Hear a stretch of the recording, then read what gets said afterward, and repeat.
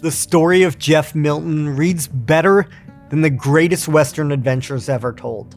Jeff's fearless pursuit of justice in the raw and lawless frontier spanned decades, but his reputation and bona fides spanned generations. Though his legend at the time loomed large in the booming mining towns of the West, his name is now nearly lost to time. He didn't bring countless outlaws to justice with mere words. He did it at the end of a gun. Jefferson Davis Milton was born November 7th in 1861. He was the youngest of his 10 siblings and was reared on the Sylvania estate near Marianna, Florida. His father, John Milton, was the sitting Confederate governor of Florida. The Milton's lineage is something of note, having family come over on the Mayflower. In fact, his great-great-grandfather fought in the American Revolution and held multiple state offices, as well as receiving electoral votes in the first presidential election. On April 7, 1865, the curtain closed on the war between the states, and tragedy hit John Milton. He fell victim to a self-inflicted gunshot wound, and whether it was an accident or not remains a mystery to this day. But one thing is for sure, he left 3-year-old Jeff Milton without a father. At the age of 15, Jeff left the family plantation and traveled across the country to live with his married sister in Navasota, Texas. He took up work with his uncle at his mercantile store and helped cowboy for local ranchers when needed. On June 27, 1880, seeking true adventure, he rode to Austin armed with letters of recommendation to join the now infamous Texas Rangers. Being too young, he added 3 years to his age to meet the prerequisite 21. He was soon thrust into high and hardy adventure, living between danger and death. Placed under the command of notorious Confederate veteran Junius Peak, he soon learned, with a little bit of grit, a calm demeanor, and a quick handling of his sidearms, his future would be bright. On April 27, 1881, just prior to the shootout at the OK Corral in Tombstone, Milton would be baptized in fire when his 3-man patrol entered Colorado City just in time to hear the telltale sounds of 6 guns. The Rangers loped down to the local saloon to disarm and calm the feuding ranchers. Milton, being the youngest and least experienced, stood back, while the other 2 seasoned Rangers took the lead. But when a rancher drew his sidearm, Milton broke leather before even conscious thought could take place, and he dispatched the crazed cattleman. Milton spent just 3 years with the Rangers before becoming a deputy sheriff in the Big Bend region of Texas, now known as Alpine. The Texas town didn't hold him for long, for soon he would head to the lawless New Mexico territory.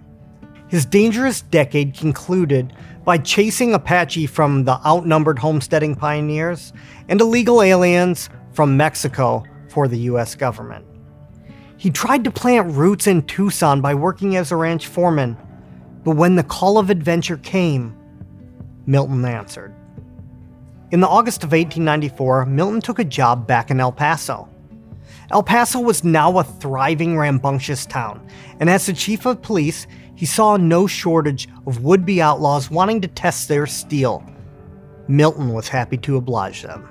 Milton soon crossed paths with the likes of crooked Constable John Selman and the nefarious gunslinger John Wesley Hardin.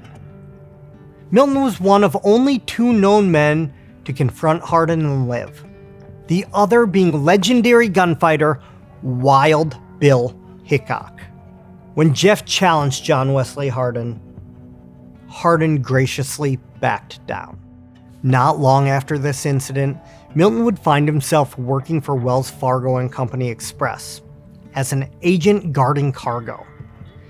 It was while in their employ that one of Milton's most notable shootouts happened in the small town of Fairbank, Arizona, just outside the famed town of Tombstone. On February of 1900, Burt Avalord and his gang attempted to rob the train, which was carrying precious cargo. Knowing Milton's reputation with a gun, the Avalord gang wanted to make assurances that Milton was nowhere near the train that day. Unfortunately for them, Milton happened to be covering a shift for a sick agent that day. As soon as the robbers spotted who was guarding their desired prize, they shouted, "Milton, throw your hands up," which either went unheard or was completely ignored. The gang then opened fire with their rifles, and the first shots took Milton's hat clean off his head. Milton immediately discovered that he had broken the cardinal rule of gunfighting. When in a gunfight, bring a gun. He had left his revolver on his desk within the train car, and it was far out of reach. And the old Winchester 1887 shotgun was just out of arm's length. By that point, the members of the gang had worked their way amongst the crowd and essentially used them as human shields. That denied Milton any possibility of returning fire with his 10 gauge without killing innocent bystanders. The bandit again challenged him to put his hands in the air, to which Milton said, "If there's anything you want, come and get it." The bandits again opened fire, this time sending bullets through Milton's body. The volley of fire knocked Milton to the ground, and two outlaws rushed the rail car, but Milton raised that shotgun and fired a hail of pellets into them. Three-Finger Jack Dunlop, who is now buried in the famous Boot Hill Cemetery in Tombstone, was one of these men. Milton then managed to stand, dripping in blood, and slam the cargo door shut.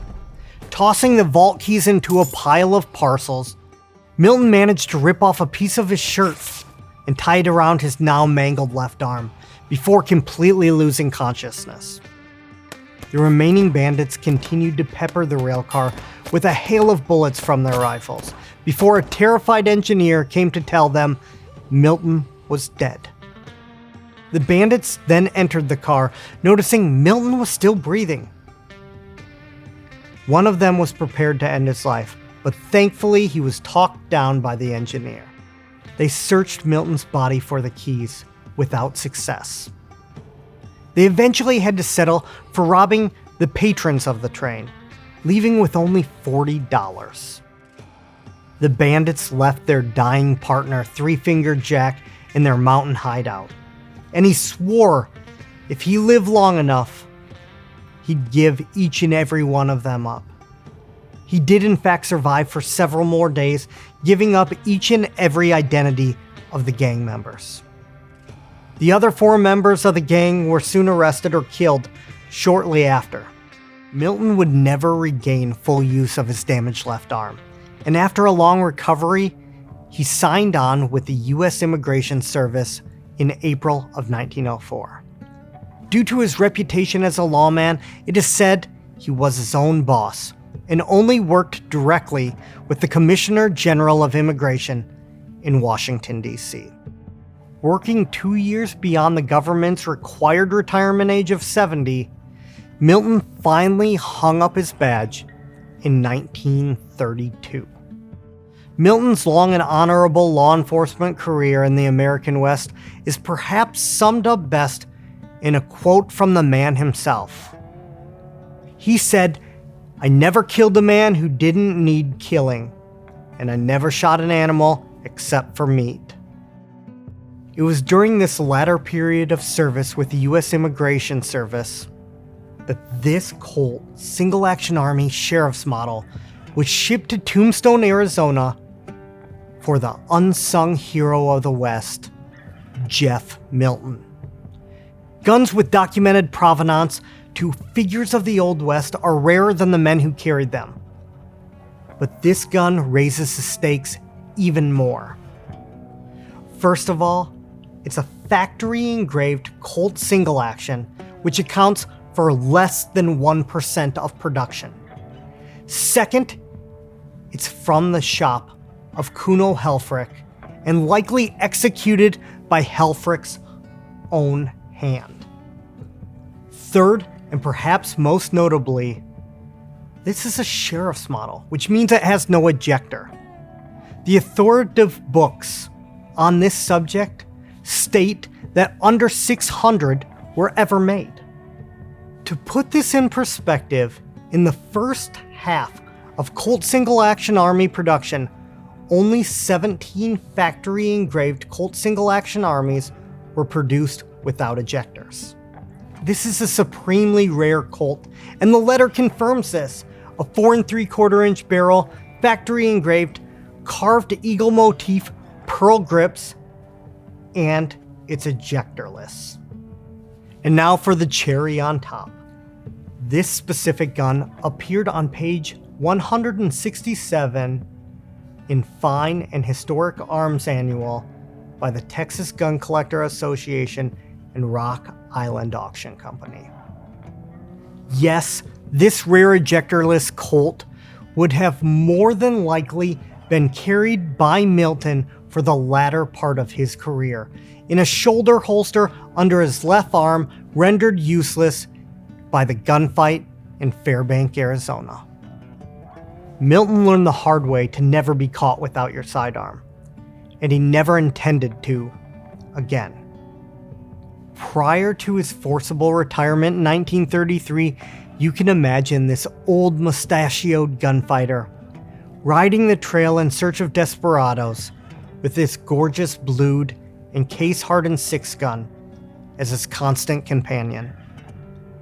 In 1947, after confronting death countless times, Jefferson Davis Milton passed away at the age of 85.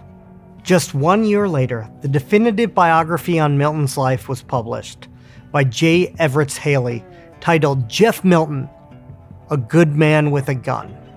The story of Jeff Milton is one of the most incredible and surprisingly little-known tales of the American West. And Milton himself has left a legacy that is one of the few instances on the frontier of a truly good man with a gun. When a man sweats and bleeds with his daily companion, it becomes cherished, even part of him. And this gun bears witness to the good man with a gun that Jeff Milton was. This June 27th, this Colt joins a highly curated grouping of classic American arms in our one-night American sale, celebrating 250 years of the indomitable spirit of America. It's an event you won't want to miss.